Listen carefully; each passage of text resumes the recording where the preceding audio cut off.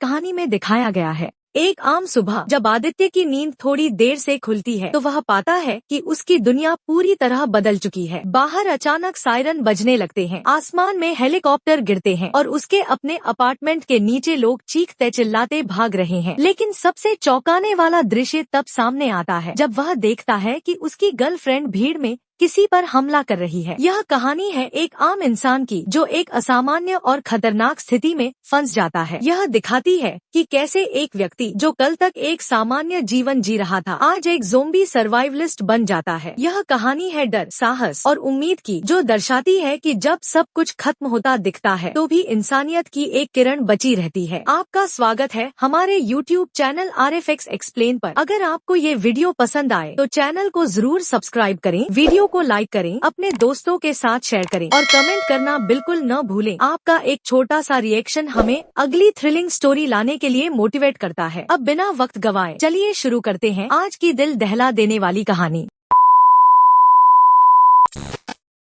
एक सुबह वो बस कुछ मिनट ज्यादा सो गया था। आंख खुली तो देखा उसकी गर्लफ्रेंड कब चली गई पता ही नहीं चला। उसने सोचा कॉल करके उससे नाश्ता मंगवा ले, लेकिन तभी बाहर अचानक सायरन की तेज आवाज गूंज उठी। जिज्ञासा में वो बालकनी तक गया और जो देखा उससे उसकी रूह कांप उठी। सामने वाली इमारत से एक आदमी बेवजह कूदकर जान दे देता है। फिर एक मिलिट्री हेलीकॉप्टर बेकाबू होकर पास की बिल्डिंग से टकरा जाता है। अभी वो इस डरावने मंजर को समझ ही रहा था कि नीचे से लोगों की चीखें और भगदड़ की आवाजें आने लगी। उसने नीचे झांका तो देखा पूरा मोहल्ला अफरातफरी में भाग रहा है। भीड़ में उसकी गर्लफ्रेंड भी थी, मगर वो किसी का इंतजार नहीं कर रही थी। वो उससे कुछ पूछ ही पाता इससे पहले उसने देखा उसकी गर्लफ्रेंड एक अनजान आदमी के साथ मिलकर एक बुजुर्ग पर टूट पड़ती है और उसे नोचने लगती है। इस मंजर ने उसे पूरी तरह हिला दिया। वो डर के मारे दौड़कर वापस अंदर आया ही था कि अचानक एक पड़ोसी अंदर घुस आया। वो घबराया हुआ बोला, मेरी बीवी पागल हो गई है, प्लीज मुझे कुछ घंटे के लिए यहाँ रुकने दो। लड़का ने कुछ कहने की कोशिश ही की थी कि वो पड़ोसी खून से सना सिर पकड़े बाथरूम में चला गया। जैक को कुछ गड़बड़ लगी, इसलिए उसने तुरंत फ्रूट नाइफ हाथ में ले ली। तभी टीवी पर ब्रेकिंग न्यूज चली। शहर में एक ज़ॉम्बी वायरस फैल गया है, संक्रमित लोगों की आंखों से खून बहता है और वो अपना होश खो बैठते हैं। तभी वो पड़ोसी बाथरूम से बाहर आया और बोला, मैं ठीक हूँ, बस हल्की चोट है। लेकिन अगले ही पल उसकी आंखें सुर्ख हो गईं और उसका व्यवहार अजीब होने लगा। जैक ने डरते हुए उसे बाहर जाने को कहा। पड़ोसी में थोड़ी इंसानियत बाकी थी, उसने खुद को कमरे से बाहर कर लिया। जैक ने फौरन दरवाजा लॉक किया, लेकिन तब तक दरवाजे के बाहर चीखें शुरू हो चुकी थी। उसने दरवाजे की झिरी से देखा उसका पड़ोसी अब एक झुंड से नोच खसोट रहा था। इस दृश्य ने जैक को झकझोर कर रख दिया। उसने अपने माता पिता को कॉल करने की कोशिश की, लेकिन नेटवर्क फेल था। तभी उसकी माँ का एक आखिरी मैसेज आया, बेटा जिंदा रहना किसी भी हाल में। उसने वो मैसेज पढ़कर एक पोस्टिट पर लिखा, मुझे जिंदा रहना है, और उसे फैमिली फोटो पर चिपका दिया। इसके बाद उसने घर की खिड़कियां दरवाजे बंद किए, फ्रिज खींचकर दरवाजे के सामने रख दिया। 23वां दिन, खाना खत्म होने की कगार पर था, पानी भी बंद हो चुका था। एक रात जब वो अपने बचे हुए पलों को सोशल मीडिया पर रिकॉर्ड कर रहा था, तभी बाथरूम से अजीब आवाजें आने लगी। बेसबॉल बैट लेकर धीरे धीरे पास गया, देखा एक महिला ज़ॉम्बी वेंट से कमरे में घुस आई थी। पहली बार किसी ज़ॉम्बी से लड़ा और बड़ी मुश्किल से उसे खत्म किया। सावधानी से उसकी लाश को बालकनी से नीचे फेंका और वेंट को सर्फबोर्ड से बंद कर दिया। 41वां दिन, जैक लगभग टूट चुका था। उसी अकेलेपन और डर में उसके फोन पर एक और मैसेज आता है, इस बार एक वॉइस क्लिप। उसमें ज़ॉम्बी की आवाजों के साथ साथ उसके माता पिता की चीखें थी। अब उसका हौसला पूरी तरह बिखर चुका था। गुस्से और दर्द में उसने खुदकुशी करने की ठानी। फांसी लगाने की तैयारी कर ही रहा था कि सामने वाली बिल्डिंग की बालकनी में उसे एक लड़की दिखाई दी, जिंदा इंसान। उम्मीद की लौ फिर जल उठी। उसने खुद को संभाला, लड़की से कागज के टुकड़ों पर बात की। उसका नाम था सिया और वो भी अकेले ही जिंदा थी। दोनों ने एक डोरी के सहारे एक दूसरे तक सामान पहुंचाना शुरू किया, लेकिन तभी एक तेज तर्रार ज़ॉम्बी जो सूट में था ने उन्हें देख लिया। वो मार्शल आर्ट्स जैसा मूव कर रहा था और तेजी से सिया की बिल्डिंग पर चढ़ने लगा। जैक ने तुरंत एक शराब की बोतल फेंकी ताकि ज़ॉम्बी का ध्यान भटके। ज़ॉम्बी अब जैक की तरफ मुड़ गया और तभी उसके दरवाजे पर भी ज़ॉम्बीज का हमला शुरू हो गया। उसने सिया से कहा, अंदर जाओ, और खुद दरवाजे को सीने से रोक लिया। जब बाहर से आवाजें बंद हुई तभी देखा वो सूट वाला ज़ॉम्बी बालकनी पर था और खिड़की पर सिर मार रहा था। मौका देखकर जैक ने बेसबॉल बैट से उस पर ताबड़तोड़ वार किए और उसे गिरा दिया। खतरा टला, लेकिन अब उसे बाहर जाकर सामान जुटाना था। उसने धीरे से दरवाजा खोला, बाहर शांत था।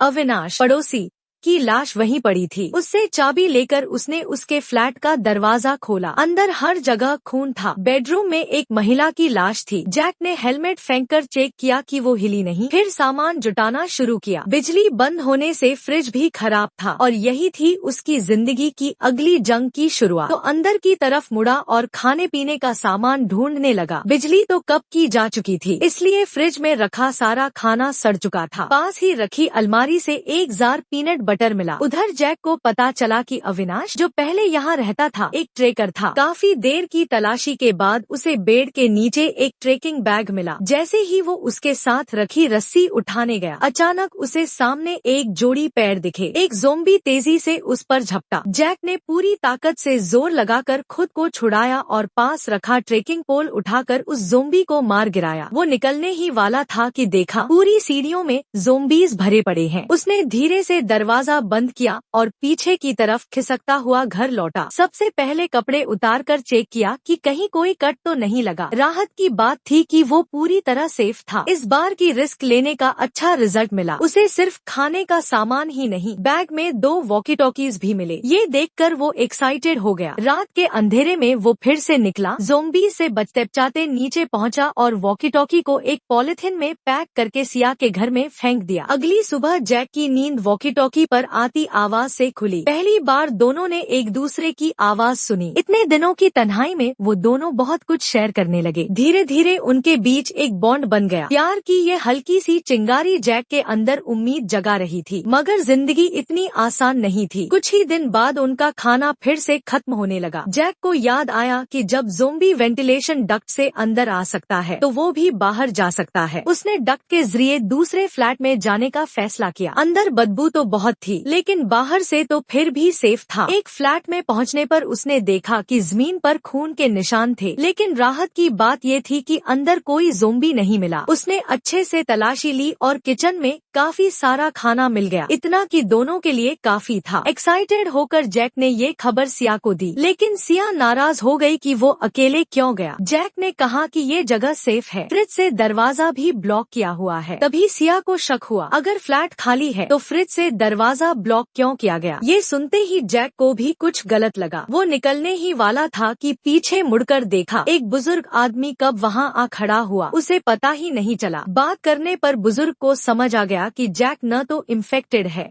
नहीं दुश्मन। उन्होंने उसे खाना दिया और कहा कि अलमारी में रखा सामान ले सकता है। जैक को लगा शायद ये कोई फरिश्ता है, पर हकीकत उससे कहीं ज्यादा डरावनी थी। जब जैक की दोबारा आंख खुली तो सामने एक ज़ोंबी खड़ा था। वो फिर से डर के मारे बेहोश होने ही वाला था। पता चला ये ज़ोंबी उस बुजुर्ग की पत्नी थी। वो उसे अब भी प्यार करता था और उसे पाले हुए था। जिंदा इंसानों से उसे खाना खिलाता था। तभी बाहर कुछ आवाज आई। बुजुर्ग समझा कोई और आ गया है तो बाहर निकल गया। जैक ने मौका देखकर खुद को छुड़ाया और बुजुर्ग को ज़ोंबी के सामने ढकेल दिया। चीखों के बीच बुजुर्ग अपनी ही पत्नी का खाना बन गया। जैक भागने ही वाला था कि तभी वॉकी टॉकी से सिया की आवाज आई, जैक हेल्प करो, ज़ोंबी घर में आ गए हैं। जैक भागता हुआ पहुंचा। सिया बालकनी में छुपी थी और पूरा घर ज़ोंबी से भरा हुआ।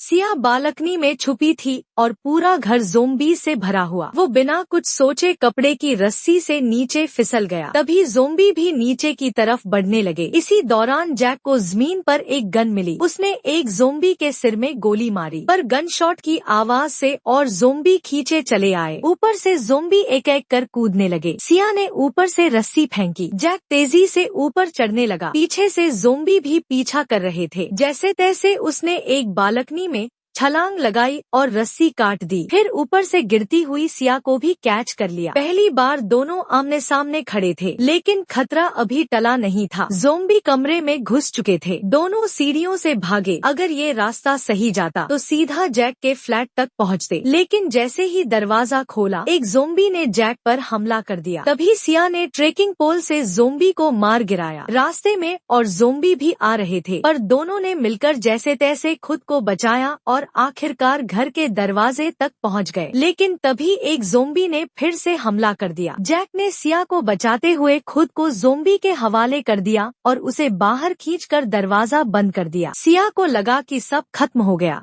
लेकिन अगले ही पल जैक खून से लथपथ अंदर लौटा। उसने सिया को पास न आने दिया। शक था कि कहीं वो ज़ोंबी द्वारा काटा न गया हो। वो बालकनी में जाकर कपड़े उतारने लगा, तैयार था अगर इन्फेक्टेड निकला तो खुद ही नीचे कूद जाएगा। पर सौभाग्य से उसके शरीर पर एक भी जख्म नहीं था। सारा खून ज़ोंबी का था। दोनों ने एक दूसरे को गले लगाया। हाँ, वो अब भी फंसे थे, लेकिन अब अकेले नहीं थे।